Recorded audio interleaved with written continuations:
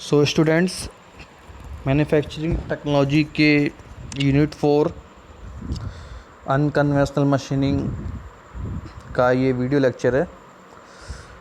Basically इस unit में हमें क्या क्या स्टडी करना है।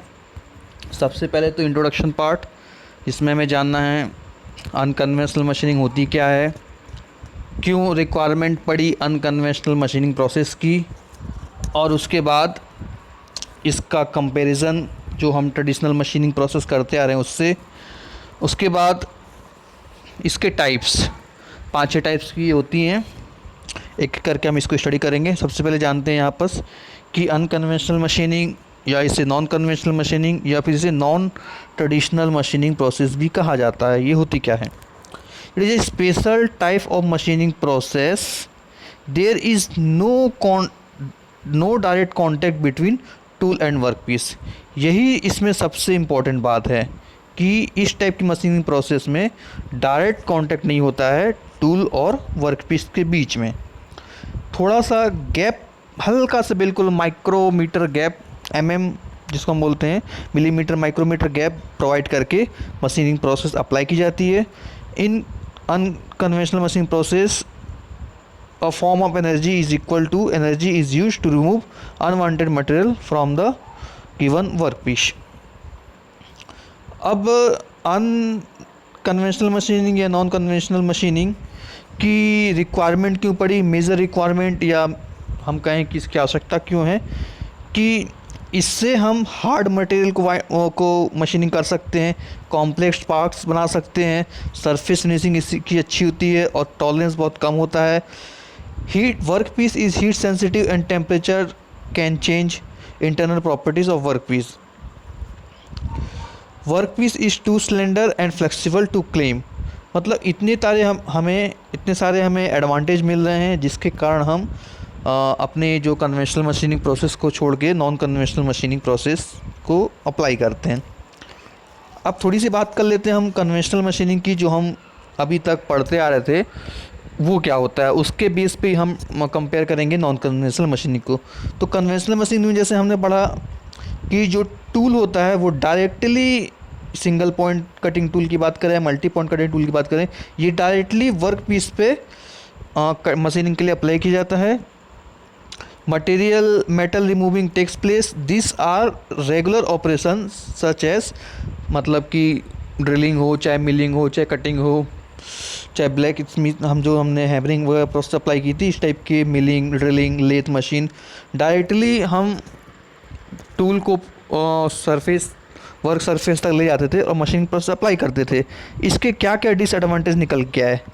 टूल वियर हो रहा था, can not be machine complex shape को मशीन नहीं कर पा रहे थे, सरफेस फिनिश कम थी, can not machine hard material and required even harder tool for machining. मतलब इसके इतने डिसएडवांटेज निकल के आए, जो कि डिसएडवांटेज हमें कि फुलफिल किए हमें मशीनिंग प्रोसेस में, इसलिए हम लोग यूज किए गए हमने machining process conventional non conventional. अब ये एक यहाँ तक इंट्रोडक्शन पार्ट से इंपॉर्टेंट क्वेश्चंस की बात करें तो आपका इंपॉर्टेंट क्वेश्चन ये बनता है कि comparison, explain comparison between conventional and non conventional, या फिर डेफिनेशन आ सकती है नॉन कन्वेंशनल मशीनिंग की और उसको रिक्वायरमेंट क्यों पड़ी, या फिर आपका इस तरह से चार्ट के फॉर्म में डिफरेंस भी एग्जाम में आ सकता है। तो जो हमने अभी तक जाना वही इसके डिफरेंस है, जैसे कि direct contact between tool and work piece, but इसमें क्या होता है कि डायरेक्ट कांटेक्ट नहीं होता है, थोड़ा सा गैप प्रोवाइड किया जाता है। इसमें cutting tool harder than work piece, इसमें कटिंग टूल होता है हार्डर, हो सकता है नहीं भी हो सकता है। इसमें जो टूल लाइफ होती है कम हो जाती है क्योंकि वियर ज़्यादा होता है, लेकिन इसमें टूल लाइफ ज़्यादा होती है क्योंकि जो गैप होता है टूल और वर्क के बीच, वर्क और टूल के बीच गैप होता है, इसलिए टूल वियर कम होता है, टूल लाइफ ज़्यादा अच्छी होती है। जनरली मैक्रोस्कोपिक चिप फॉर्मेशन, और इसमें मटेरियल रिमूवल अकर विद और विदाउट चिप फॉर्मेशन। मतलब इसमें क्या होता है, बहुत ही फाइन पार्टिकल के रूप में चिप रिमूवल होता है, इसलिए इसमें कभी कभी हमें समझ नहीं आता कि चिप्स के फॉर्म में मटेरियल रिमूव नहीं होता है। Material removal takes place due to application of cutting force, मतलब कटिंग फोर्स के कारण क्या होता है मटेरियल रिमूवल होता है, बट इसमें क्या होता है इस टाइप की प्रोसेस में इलेक्ट्रिकल, थर्मोकेमिकल, इस टाइप की प्रोसेस के थ्रू ही मटेरियल का रिमूवल होता है। Suitable for all type of material, not suitable for all type material, ये हर तरह के मटेरियल के लिए सुटेबल नहीं होता है। It can be use to make prototype parts very effectively, it can be use to produce prototype parts very effectively. It can not, it can use. ये तो हो गया इसके डिफरेंस। तो आप इसमें डिफरेंस के फॉर्म में याद कर लीजिए, साथ ही साथ डेफिनेशन के साथ इसकी प्रॉपर्टीज़ जो भी याद आ रही हैं, रिक्वायरमेंट्स, क्या रिक्वायरमेंट्स है, ये एग्ज़ाम के पॉइंट ऑफ व्यू से पहला क्वेश्चन बन सकता है आपका। अब हम वन बाय वन पढ़ेंगे नॉन कन्वेंशनल मशीनिंग के टाइप्स। तो जैसे कि पहला है इलेक्ट्रोकेमिकल मशीनिंग, या इसको शॉर्ट फॉर्म में हम ईसीएम बोलते हैं। सबसे फर्स्ट अगर सभी टाइप के machining, non conventional machining process की बात करें तो सबसे ज़्यादा इम्पॉर्टेंट है ईसीएम, उसके बाद ईडीएम, देन आगे जो भी प्रोसेस हैं। सबसे ज़्यादा 90% चांस होता है एग्जाम में आने का ईसीएम, इलेक्ट्रोकेमिकल मशीनिंग प्रोसेस आने का सबसे ज़्यादा चांसेस रहता है। पढ़ते हैं क्या होता है ये। Electrochemical machining is the method of removing metal particles atom by atom by an electrochemical process. देखो इसमें क्या होती है, एक इलेक्ट्रोकेमिकल प्रोसेस के थ्रू मेटल रिमूवल होता है, बहुत ही लो वोल्टेज और हाई करंट का यूज़ किया जाता है।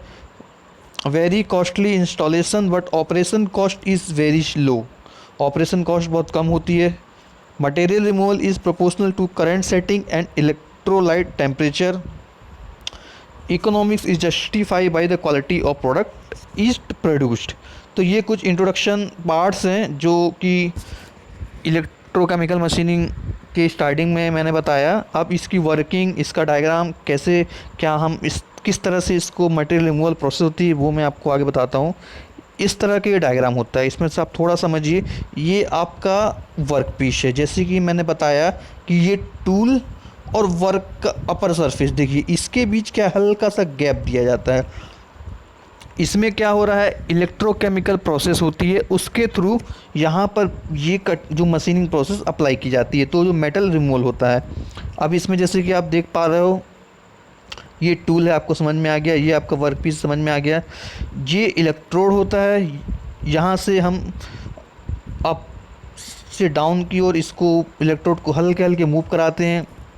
इंसुलेशन लगे होते हैं, यहाँ इसके बीच प्लस माइनस, हम कैथोड एनोड को ले लेते हैं। हम मान के चलते हैं कि ये माइनस कैथोड है और प्लस एनोड है, और ये सॉल्यूशन होता है।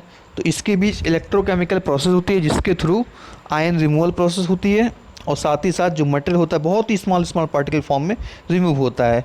तो जैसे कि हमने देखा कि इसमें टूल वियर कम होगा, क्योंकि जो टूल का डायरेक्ट कांटेक्ट नहीं होता है वर्क मटेरियल से, और थोड़ा सा गैप प्रोवाइड किया जाता है। ये बहुत ही कम डिस्टेंस का गैप होता है, और इसमें इस तरह से मशीनिंग प्रोसेस अप्लाई करी जाती है। अब इसके कंस्ट्रक्शन पार्ट्स की बात कर लें तो ये कैथोड एनोड से मिलकर इसमें बना होता है। इलेक्ट्रोलाइट्स होते हैं, डीसी पावर सप्लाई की जाती है, सर्वोमीटर लगा होता है फिट प्रोवाइड करने के लिए। Pump is always placed for providing strong stream of electrolyte. Working इसकी किस तरह से होती है कि डीसी पावर सप्लाई करके हमने जो बात की थी कि हाई करंट प्रोवाइड करा जाता है 50 से लेके 40,000 एम्पीयर के बीच, और जो उसका वोल्टेज वो बहुत ही कम होता है 5 to 30 वोल्ट का वोल्टेज। और जो गैप की मैं बात कर रहा था, बहुत ही कम गैप में 0.05 से लेके 0.07 mm का गैप के बीच जो इलेक्ट्रोलाइट्स फ्लो होता है उसकी वेलोसिटी होती है 30 to 60 मीटर पर सेकेंड। उसके बाद क्या होता है, current starting flow through electrolyte with positively charged ions attract towards the tool and negatively charge ion attract towards the verse.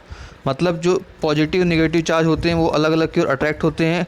उसके बाद इलेक्ट्रोकेमिकल प्रोसेस होती है, इलेक्ट्रोकेमिकल रिएक्शन के थ्रू ही स्लज के फॉर्म में मटेरियल रिमूवल होता है। The sludge is taken away from the gap bye strong stream of electrolyte. इस तरह की केमिकल रिएक्शन होती है, यदि आप लोग केमिस्ट्री में पढ़ते आते हैं किस तरह से एक जो सॉल्यूशन होता है वो प्लस माइनस ब्रेक होता है, और फाइनली जो मेटल रिमूवल की प्रोसेस होती है। प्लस यहाँ पर NaCl को ब्रेक किया गया, वाटर को ब्रेक किया गया, उसके बाद फिर Na और OH मिलकर 2NH बनता है, और फाइनली यहाँ पर FeO2H की फॉर्म में निकलता है, और NaCl को हम वापस से अपना प्राप्त कर लेते हैं और इसको आगे यूज कर सकते हैं। ये प्रोसेस पैरामीटर जो कि हमने जान लिया था, एक बार अगर इसको और आप टेबल के फॉर्म में अलग से बता दें तो बेटर है। बाकी वर्किंग के टाइम तो ये सब हमने पढ़ा ही कि वोल्टेज इतना होता है, करंट इतना होता है, मटेरियल रिमूवल रेट। हाँ, ये एक चीज़ ये इंपॉर्टेंट है इसमें, मटेरियल रिमूवल रेट, मतलब किसने इतने 1 मिनट में इतना मटेरियल रिमूव होता है। इसके अकॉर्डिंग ही हम जो different types of non conventional machining है उसको बता सकते हैं कि कौन सी मशीनिंग बेटर है, किसमें जिसमें मतलब जितना अच्छा मटेरियल रिमूवल रेट रहता है वो मशीनिंग उतनी बेटर मानी जाती है।